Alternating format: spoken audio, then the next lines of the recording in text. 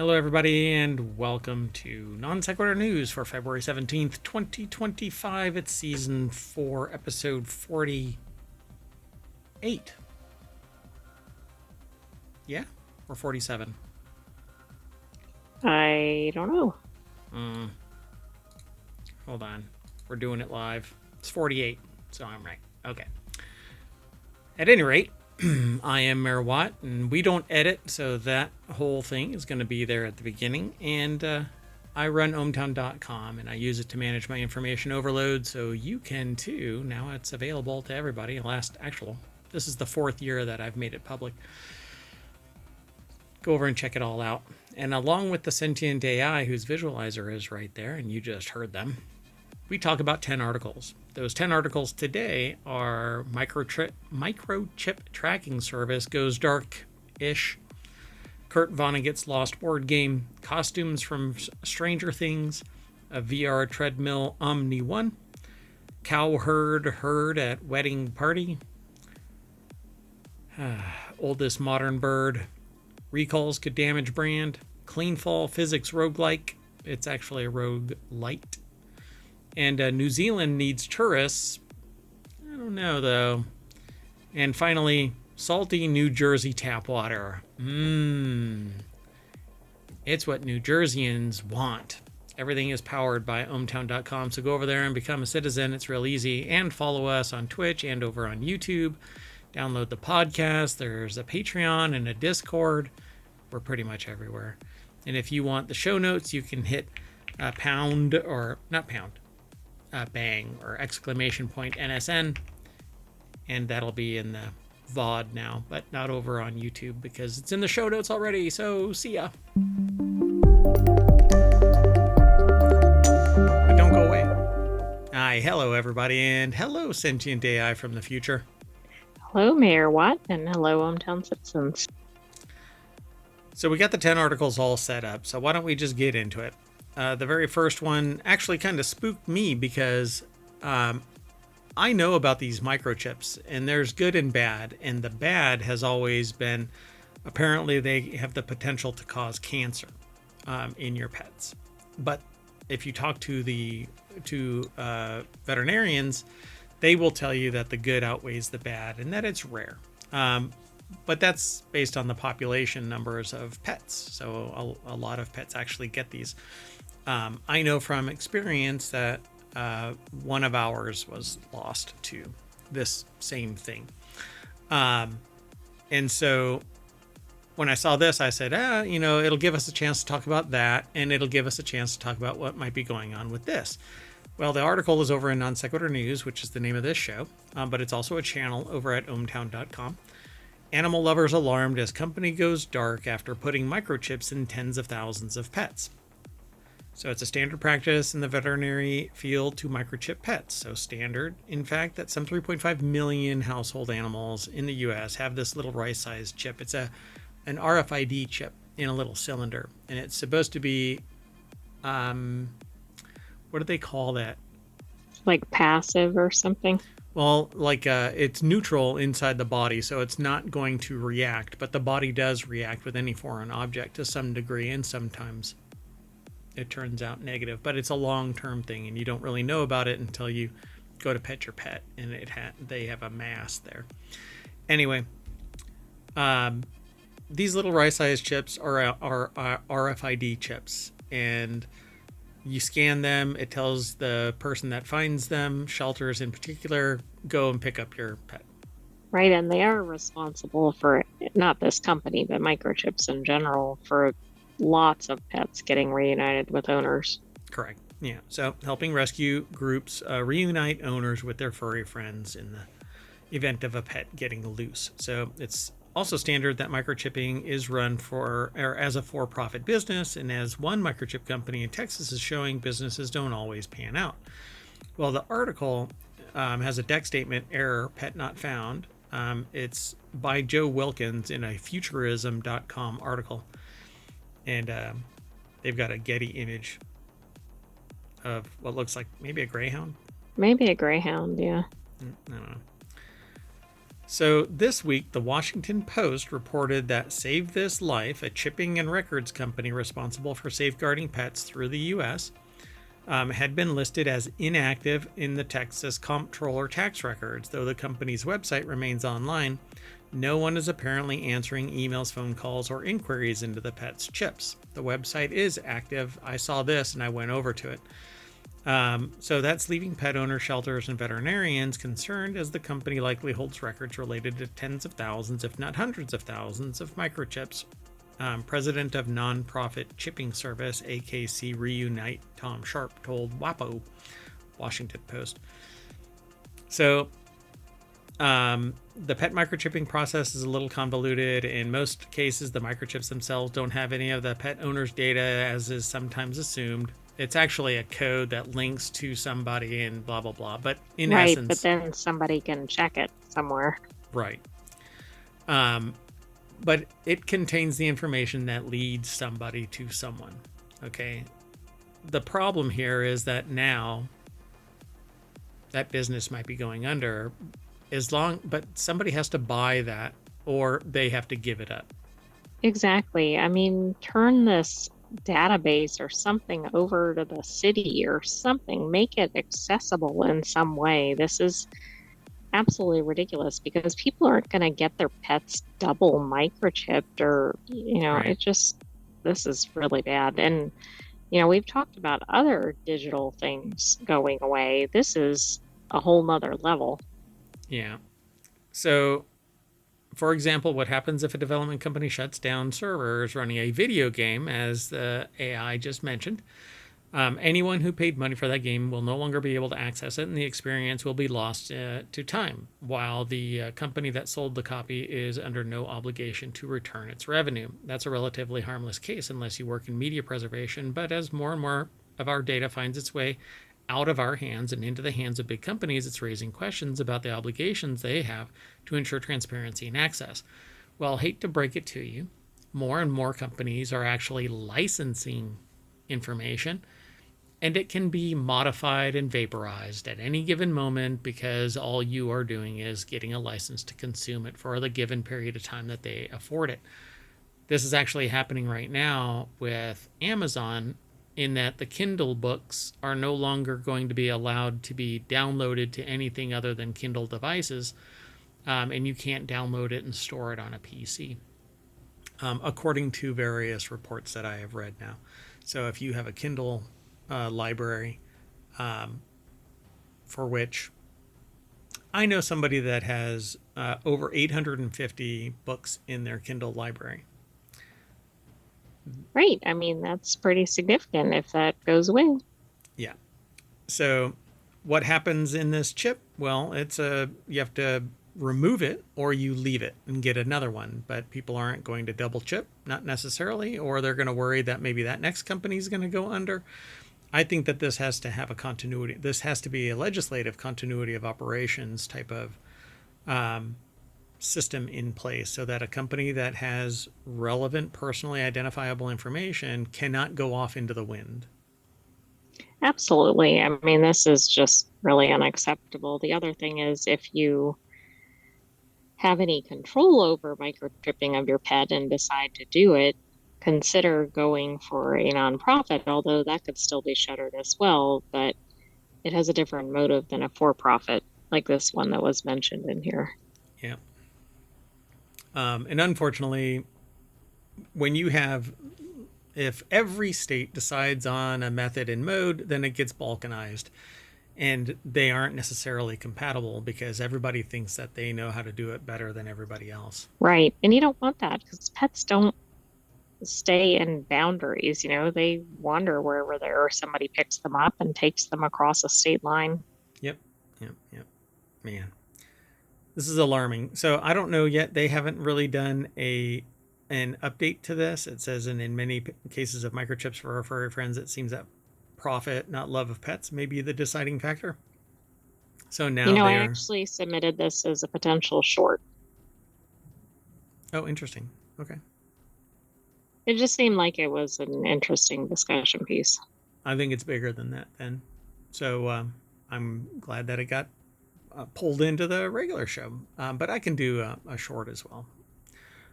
In fact, this can be turned into a short. So let's get into this next article. This next article is over on WarCrafters. Kurt Vonnegut's Lost board game is back in stores after 70 years of obscurity and one sold-out print run. A board game enthusiast and NYU Game Center teacher, Jeff Engelstein, was stunned to find while trawling the archives of celebrated author Kurt Vonnegut at Indiana University evidence that a 1956 Vonnegut developed and spent a year pitching a board war game to publishers, and at the time it was never brought to market. So alongside the letters and other whatnot, GHQ General Headquarters, Vonnegut's simple board war game. It was never published, but Vonnegut, of course, went on to incredible fame, particularly for the novel Slaughterhouse-5, which, by the way, is probably the reason why this game is famous now. Well, sure. But if it's anything to the degree of the novels, it might be worth checking out.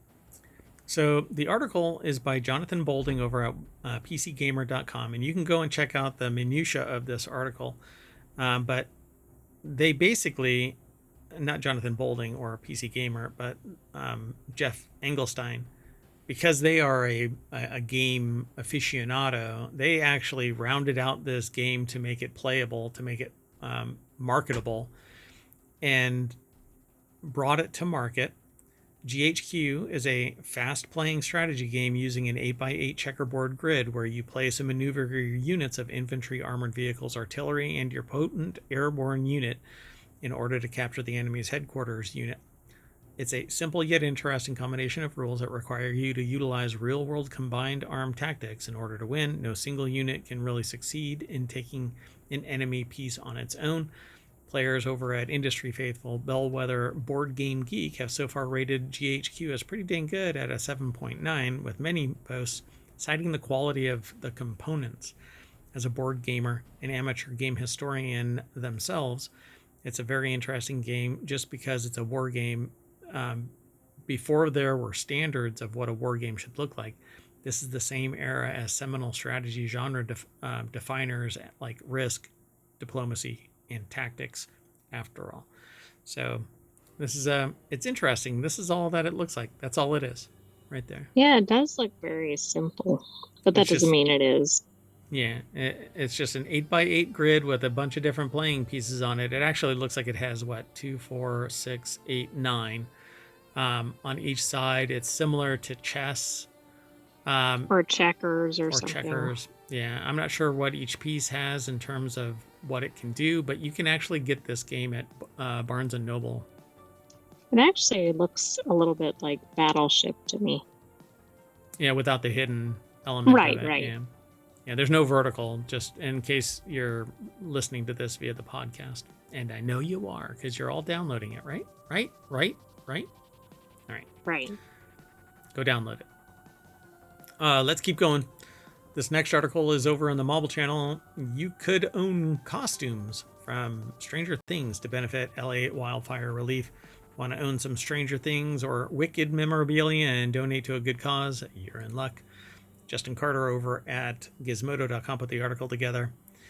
And it says, currently outfits from Stranger Things and House of Dragon are being sold off in a charity auction held by Prop Store, which is separately selling production material from Blade Runner 2049, including Rachel's bones. Weird. And the Costume Designer Guild Awards. Until next Friday, February 21st, interested people can put money down on costumes for two popular shows, respectively designed by Amy Paris and Janie Tamime. And the proceeds will go towards IATSE's Emergency Relief Fund. It says the HBO drama is selling Demon Targaryen's dragon riding costume and the 6th episode of Dragon's first season, which features intricate Targaryen embroidery. Oh, that's not it right there, though, huh? That's just that looks like a puffer jacket. That's one of those puffer jackets. It says it up here. Stranger Things items include Hawkins High School uniforms for cheerleading, basketball, Eddie's Hellfire Club t-shirt, and Joyce Byers' puffer jacket, as seen below. And it says if neither of those are your interest you, then you can actually check out the full features of items for Wicked, Furiosa, and plenty more. The links are actually embedded in the article over at gizmodo.com. But Prop Store Auction is the... Yeah, these auctions are fun. Some of the prices are exorbitant, but I know they're going toward charities. Yeah.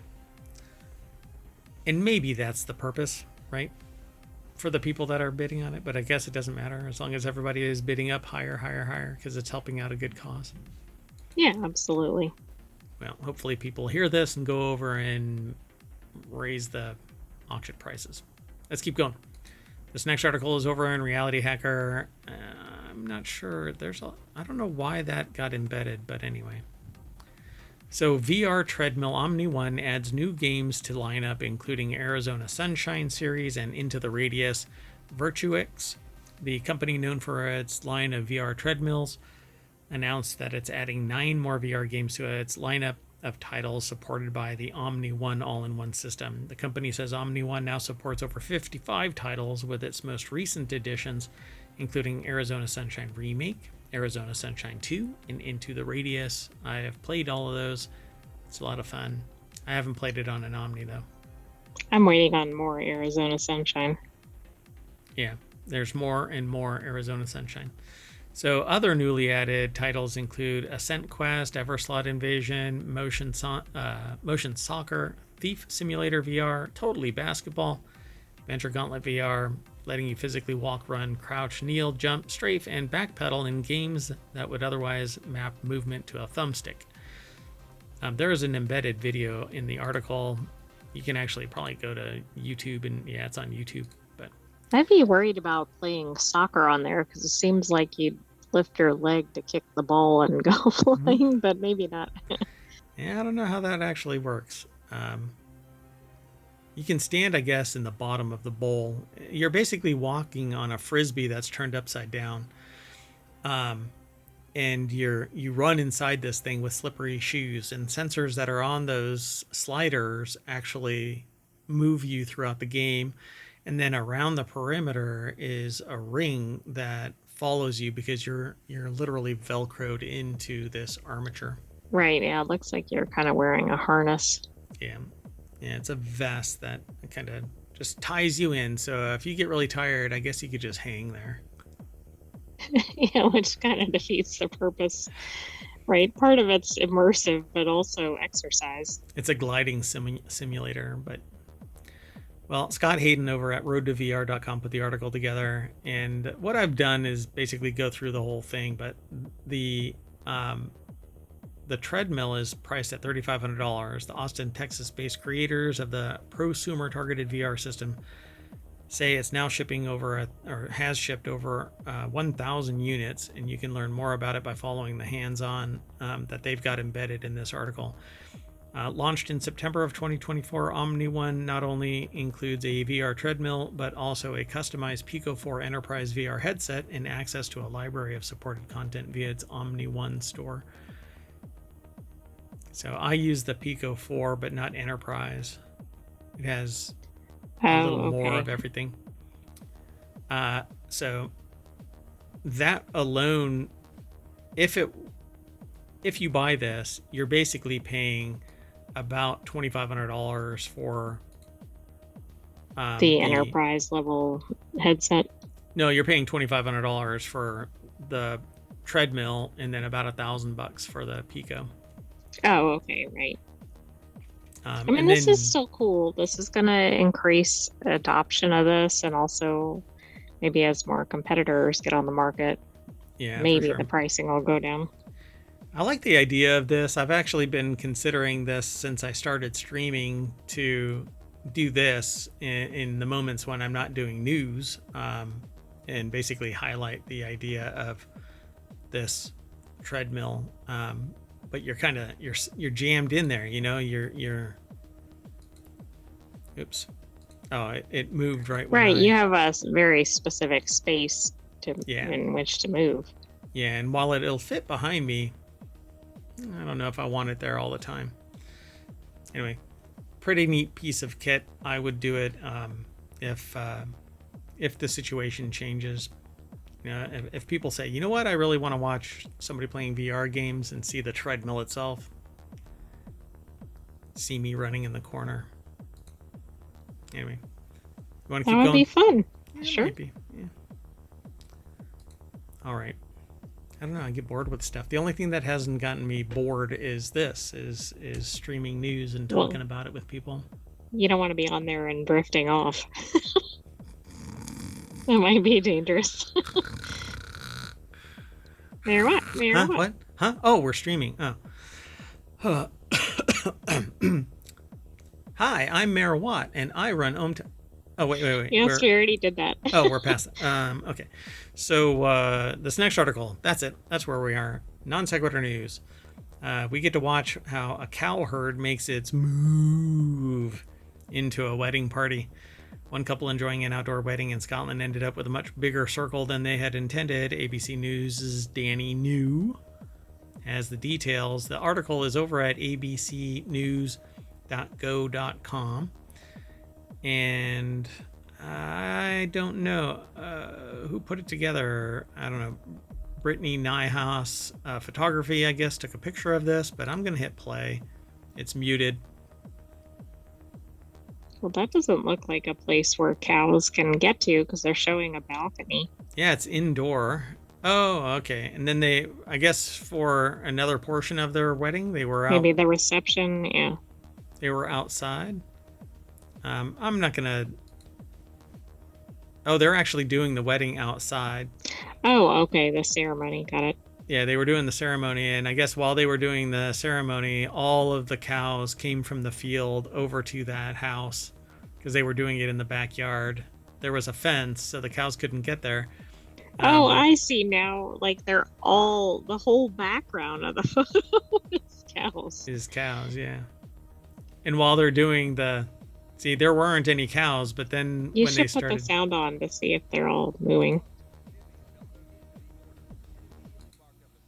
I think sometimes he thinks he's a bit of a sheepdog rounding up the herd. By the time Francesco, around 36 hooved wedding crashers. So it's funny because as the guests were gathering their seats, the cows were also getting ready to, be in appearance. Wedding photographer Brittany Niehaus here took these now viral videos of all these cows crowding the altar. Okay, that that's actually interesting. happened last spring. However, Brittany decided randomly to post it on Instagram a few weeks ago and was shocked when it quickly picked up millions of views. Commenters writing, "Did you say I moo?" And they all wore white.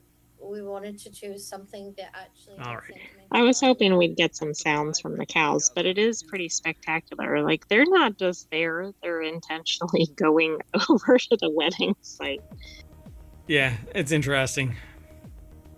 And that's all this is. It's a video report. So go over and check it out for yourself. You can turn up the volume as loud as you want.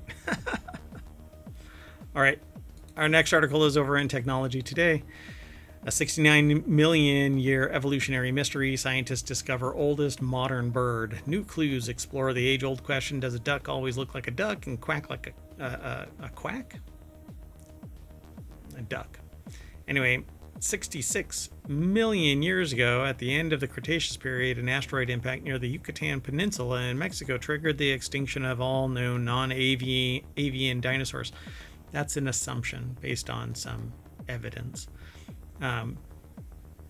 Yet, this article over at scitechdaily.com by Ohio University has additional information. For early ancestors of today's waterfowl, surviving the mass extinction event was like water off a duck's back. Location played a crucial role, and Antarctica may have served as a refuge, its remoteness shielding it from the upheaval occurring elsewhere on the planet. Fossil evidence suggests a temperate climate with lush vegetation, potentially providing an incubator for the earliest members of the group that now include ducks and geese. I mean, who knew? I don't think we think of that for Antarctica today. Yeah, hey, a little bit of space rocks smashing into Earth and distributing salt water all over the place and maybe scrubbing some things off the map and, rearranging things. Who knows what happened? Exactly. Moving animals all over the place. Few birds are as likely to start as many arguments among paleontologists as Vegavis, or Vegavis, I'm not sure how they pronounce it, says lead author Dr. Torres, now a professor at University of the Pacific. This new fossil is going to help resolve a lot of those arguments. Chief among them, where is Vegavis perched in the bird tree of life? It was first reported 20 years ago by study co-author Dr. Julia Clark of the University of Texas at Austin and several colleagues. At that time, it was proposed as an early member of modern, also known as crown birds, that was evolutionarily nested within waterfowl, but modern birds are exceptionally rare before the end of the Cretaceous extinction. And more recent studies have cast doubt on the evolutionary position of Vegavis. The new specimen described in the study has something that all previous fossils of birds have lacked: a nearly complete skull. Okay, well, that's interesting. And is this an artist rendering? Yeah, for sure. Yeah. So that also looks a little bit similar to a modern day puffin. Obviously, the dimensions aren't right, but that's also interesting to me because that's found in an Arctic environment, or Yeah. cold weather at least. Yeah, cold weather for sure. I wonder if they actually mentioned that. Doesn't really say, huh? They just say they refer to modern bird all over, modern waterfowl all over. That sounds like a kid's rhyme or something. Modern bird, Yes. modern waterfowl. So, and those few places with any substantial fossil record of late Cretaceous birds, like Madagascar and Argentina, reveal an aviary of bizarre, now extinct species with teeth and long, bony tails, also distantly related to modern birds. Something very different seems to have been happening in the far reaches of the southern hemisphere, specifically in Antarctica, noted Dr. O'Connor. So this thing was isolated and may have survived. Now they talk about advancing science through research and education. So they're going to need to, if you want to know about the past, have to be able to fund that historical research. And it's usually not something that ends up with something productive in the physical sense, but knowledge in and of itself advances the understanding of all life on Earth. And some believe that that is beneficial to all here to understand how we got here. Yeah, I mean, certainly it's relevant for biology, but other scientific fields as well. Yep. So that we can truly grasp the dynamic changes our planet has undergone over millions of years. The study is a prime example of real-world experiential learning that connects STEM education with hands-on transformative research, preparing the next generation of scientists to tackle the challenges of the future. Let's keep on moving. The next article is over in Mobile. Opportunistic car recalls could damage brands. Opportunistic tactics used by automotive dealerships could be doing damage to individual automotive brands globally. New research from Edith Cowan University has found. I don't get where this is going because I don't think of a recall as being opportunistic, but I'll be interested to see what it's focused on. We're trying to better our car by doing a recall that isn't forced on us because of whatever. Right, like a voluntary recall. Right. Like I've got something going on with my car where one of the doors sticks. They say that there's no recall, but looking online, you find out that there's, a systemic issue. It's a known issue, yeah. So in the automotive industry, product recalls have the potential to lead to reduced stock prices and long-term reputational damage, particularly when the cause of the defect is attributed and traced back to the manufacturer. Product recalls have become more frequent in today's markets, resulting in severe implications for consumers and companies that extend beyond the monetary losses. But these negative impacts could be further exacerbated when recalls are perceived to be opportunistic. A regular recall can be made either voluntarily or involuntarily. However, an opportunistic recall sees dealerships try to upsell customers other goods or services during the recall process to increase their firm's revenue, leading customers to pay out of pocket. It doesn't sit well with customers. There actually was one person in Japan that is being investigated right now because they would do things to the cars that were being brought in to advance ticket sales, increase sales, like flat Oh, I puncturing see. Like tires. render the existing cars unusable or less desirable Yeah. to own. Yeah, hey, we had a recall about your car and you bring it in, but while we were there looking at everything, we found that your air filter needs to be replaced as well. But we just did that so that you know, and then you go, oh yeah, okay, fine. But if it's perceived that it's a recall that's opportunistic, then people get really pissed off about it, and so that's what And they it found. goes to the whole brand, right? Not Right. just the particular dealership. Yeah, like I've never quite found why. Okay, so if you have your car in the shop and the shop gives you a loaner, why does the car dealership think that that's a good thing to place on the car? I'm driving this loaner while my car's in the shop. Exactly. It's like one of those things that you don't want to Yeah. advertise. Wow, I see the car in the shop an awful lot, you know? So a I see protest, those loaner cars all the time for a certain brand. yeah. For a certain dealership too. What is going on? You know, why are all these cars at that dealership? Yeah, I guess they think it's like customer service points or something, but to me, it speaks to the level of reliability of the vehicle. Yeah, no news is bad news is basically the ideology. I don't know. It doesn't make sense to me, but I'm not running their business. So, and then the article basically discusses the fact that customers basically turn into a protest customer, telling other people don't go there and all of that. Well, and that, I mean, that is true, right? Word of mouth is probably the fastest thing to kill a brand's reputation. Yeah, they actually say in the article though, when customers engage in protest, they might feel more involved, empowered, and heard in their relationship with the brand. This relationship, even though arising from a negative event in a product recall, could paradoxically strengthen customer loyalty. It also implies that protesting customers care enough about the brand that they want to see change in the brand rather than simply abandoning it. Interesting view.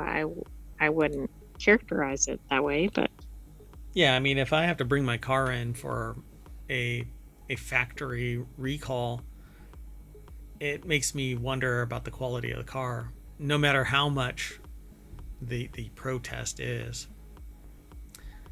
Let's keep going. This next article is over on the Mobile channel. Cleanfall mixes Terraria with physics-based roguelike, but it's actually a roguelite gameplay for a one-of-a-kind game. And I actually installed this, and we'll probably end up playing it today. We'll see. Depends on how was much. it because of the article? It just this title. Yeah. Because I haven't read any of it. All I know is that it says Cleanfall mixes Terraria with physics-based. So there's something so charming about side-scrolling game that has incredibly advanced physics. Cleanfall takes inspiration from games like Spelunky and Terraria, while mixing in some incredibly unique features on its own. The result is something unlike anything that the author has ever seen or played before, with a deeply infectious loop of trial and error that continued to surprise them throughout the time that they invested in the world. Cleanfall is something that you should be on your radar, especially as it continues to grow and evolve, and it's in early access right now. You can download a demo. Sean Sachaki, I think is their name, Sachaki, put this article together for Vice.com. There's a little screenshot of it, but apparently it's a side scroller. I'm not really into side scrolling, but I like the idea of what this thing actually does based on the little snippet that I saw. Cleanfall is an incredibly ambitious project with plenty of heart and tons of fun. At the beginning of Cleanfall Next Fest demo, they received a brief tutorial to explain its in-depth mechanics. It was a little overwhelming. Their weapon could help launch them in the right direction, but could also be used as a proper gun. But only if the enemy was small enough. Bigger enemies could only be pushed away when using it unless there's a specific variable to it. You get the point. So it's a physics-based shooter, side-scroller, with apparently roguelike or roguelite mechanics. So it says, I'm glad it's here. It makes Cleanfall feel like a singular experience. It's hand-drawn aesthetics, reminiscent of early Flash animations, made them feel right at home. And once they finally made it into the pit, it was time to explore. So there's a link to it, to some information about a Ender Magnolia bloom in the mist. Link about Cleanfall not being the type of game that they fall in love with, but after trying this one, they're going to end up digging. Interesting. Maybe get some other things. Yeah. That gives it even more credibility, right? Like if they're not predisposed to really liking this game type. Yep. Yep. And me too. I'm not really into this kind of a game. It's a side scroller, and I'm into survival base building crafting games. It's why I created WarCrafter, the channel, the show that we do on Sunday nights. And this says that it mixed all together with some tower defense style elements, crafting, and the like. You've basically got this idea of what Cleanfall has to offer. It's one of the most ambitious indie games that they've ever played. So it seems like a fun game. Yeah, sounds like it's worth checking out. Yeah, and I'm not really into hand-drawn games, but I'll give it a try. I like procedural games where it's dynamic and changes every time I play it. Rounds, I'm looking at you, Rounds. Update your maps so that they are procedurally generated, so that no two are ever the same. And deformable. I want to be able to dig a hole through the Rounds map. All I want is a game like that, and I will be in love with that. Would be my forever game. Anyway, let's keep going. Sound good? Sounds good. All right, this next article. Hopefully they're listening. Yeah, they're not. But hopefully out there, they're listening. Somebody go call them and tell them. Okay, so check this out. We've talked about New Zealand and other places going, go away tourists, go away. This article flips the script. New Zealand needs tourists right now, but locals say its newest campaign is cringeworthy and tone deaf. Which is interesting. Yeah, a $287,000 or 500,000 New Zealand dollar campaign launched Sunday. Everyone must go. The government of New Zealand's latest tourism campaign Like reads. leave? Apparently, New Zealand launched a new tourism campaign to boost its economy amid a recession. The campaign targets Australians who are key to New Zealand's tourism recovery post-pandemic. Locals criticize the campaign's timing and its slogan, which some have called tone deaf. Wow. Joey Haddon over at BusinessInsider.com put the article together. I would love to go to New Zealand. So everyone must go. The government of New Zealand's latest tourism campaign reads, Australian tourism numbers on the island nation still haven't recovered entirely after the pandemic, sitting at 88% compared to 2019, and New Zealand's economy weakened overall in 2024, falling into a recession with the highest unemployment rate in nearly 4 years in November. Hold my beer, says someone. What this Tourism New Zealand campaign says to our Aussie mates is that we're open for business. There are some great deals on, and we'd love to see you soon. New Zealand Tourism and Hospitality Minister Lewis Upston said in a press release. The campaign tagline, "Everyone must go," lets Australia know that New Zealand is a must-visit destination and that we're ready and waiting to welcome them. Locals see it differently. The timing of the campaign, which comes amid government job cuts and large number of New Zealanders moving out of the country, has many complaining that the slogan's tone deaf. Everyone must go might refer to the need for toilets in some of our high tourist spots. I mean, that's what you want associated with a tourism slogan. The queues are ridiculous, Green Party tourism spokesperson Celia Wade Brown told RNZ. Yeah.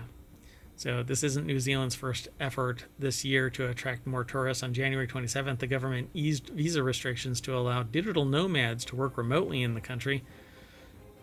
It also made a reference to it being like a clearance bin. Yeah. You know, when something's going out of business. So if you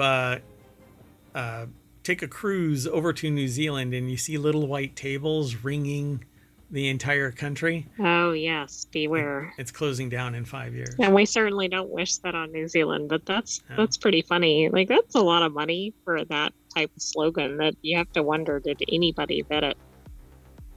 It doesn't make any sense either. Everyone must go. Yeah. Why don't you say everyone must go to New Zealand? Why not say the whole thing? Right? That, even though it wouldn't be real catchy, would at least be clear. Right. Just saying I New know, Zealand. I feel like we're missing something here. Yeah. A great place to visit.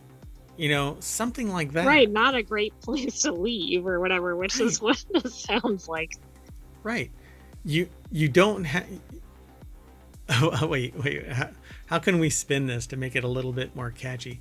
In New Zealand, any direction, it'll be better. When you can't stay there, come here. You know, Yeah, something but like notice you're getting away from go. It's come to New Zealand, not go to New Zealand. Yeah. If you've been kicked out of your country, come to New Zealand. You know, I don't know. Just something attractive. Not, it's repulsive. Right, like negative or, yeah, exactly. You know, everyone must go. And there's like a person pointing out off the island. You know? Right, get out. Come on. It's just so goofy. Anyway, now I'm going to be, you know, red flagged if I want to go to New Zealand because I said something. And their AI yeah, is but going to maybe green flag for Australia. There you go. But everything wants to kill me in Australia. Although they have distillation laws there that seem to be much more liberal. Yeah, but if you can't make it into your house without getting attacked by some ridiculous wildlife, I'm not sure it's worth it. Flora and or fauna. All right, let's do our last article. The last article is, well, I don't know how I feel about it. New Jersey tap water is salty, but don't worry about it. It's fine. It's fine. So New Jersey they're tap having water. a similar problem near New Orleans, and they're in a panic. But that's because salt water levels are increasing and encroaching deeper into. Yeah, we don't know New what Orleans. the cause of this is yet. I haven't looked ahead. Anyone living in New Jersey may want to steer clear of the tap water for the time being. An American water company explained that weird salty taste has to do with the rock salt and brine being used on the roadways. It's making it past filtration. Why is that getting into the drinking water? Oh, because it must be like runoff or something. Into something. But yeah, that's concerning because like rock salt, I don't think is something you want for human consumption. Not in general. I mean, it's going to spike people's salt intake. Before this, I had no clue that prepping our roads, sidewalks, driveways for incoming snow would affect our tap water, but then again, they suppose it makes sense. American Water put out a press release over the weekend after many of the Garden State reported a salty taste coming from their taps. Why is it making it through filtration? Yeah, something seems wrong here. Interesting. So Kyle Philippi over at Vice.com put the article together.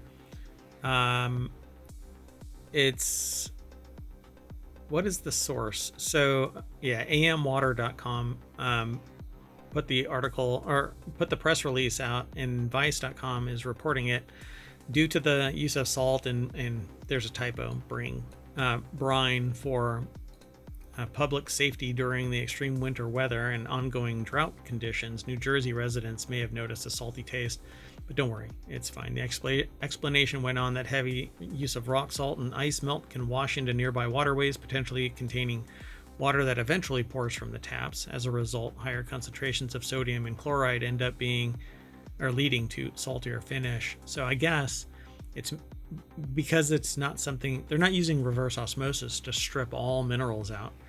It's right. But the making it article through. is pointing out that there are all kinds of warnings on the rock salt bags. So that's kind of a problem.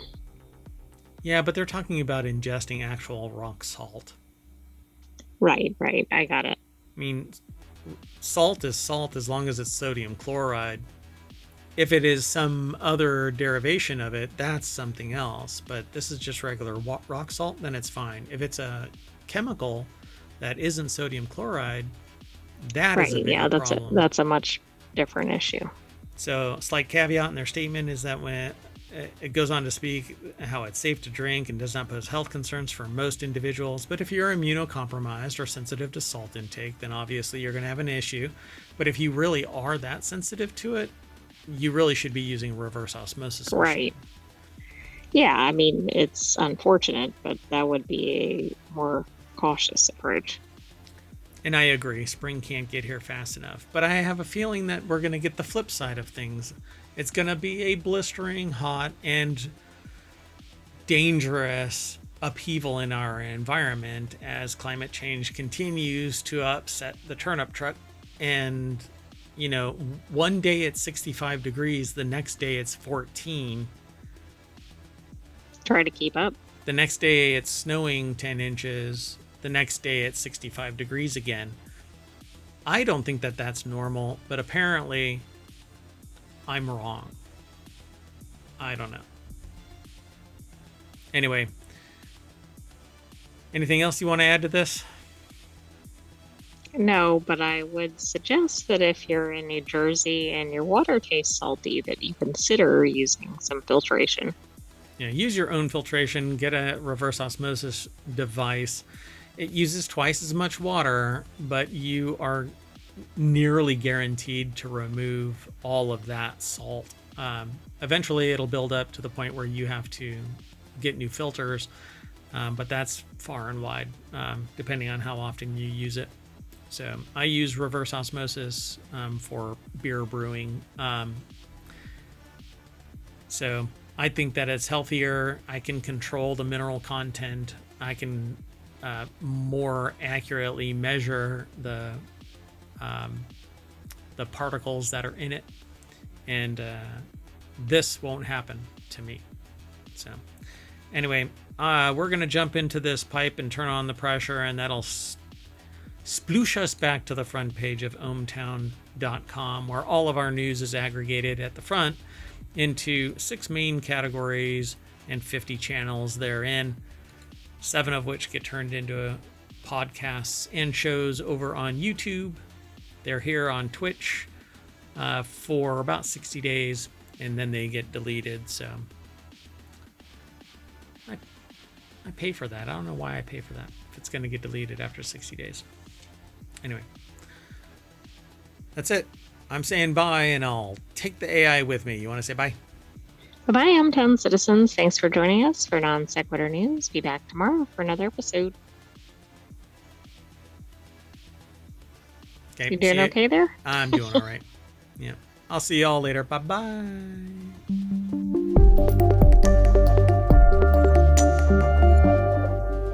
Bye-bye, YouTube. And bye-bye, Twitch.